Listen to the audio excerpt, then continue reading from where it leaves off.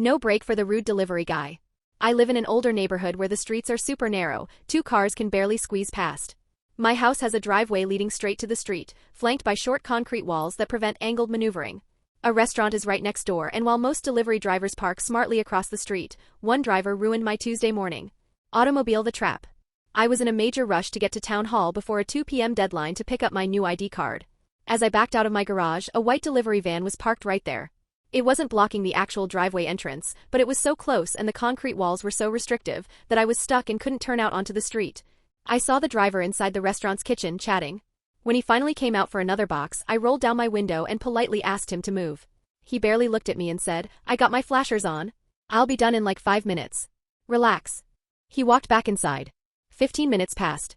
I checked my phone and realized I was about to miss my critical appointment. Collision, the calculated shutdown.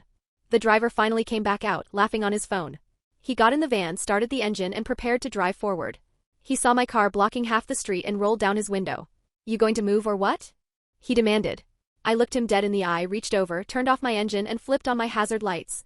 His face went from annoyed to absolutely furious instantly. He started yelling every curse word imaginable, smacking his steering wheel and honking his horn.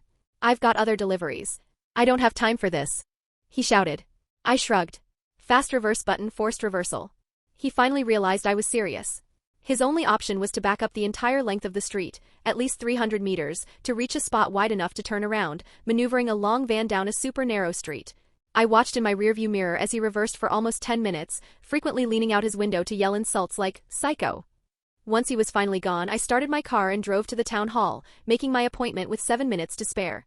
When I returned later that afternoon, the restaurant had another delivery. The different driver this time was parked across the street in the lot, confirming my lesson was effective.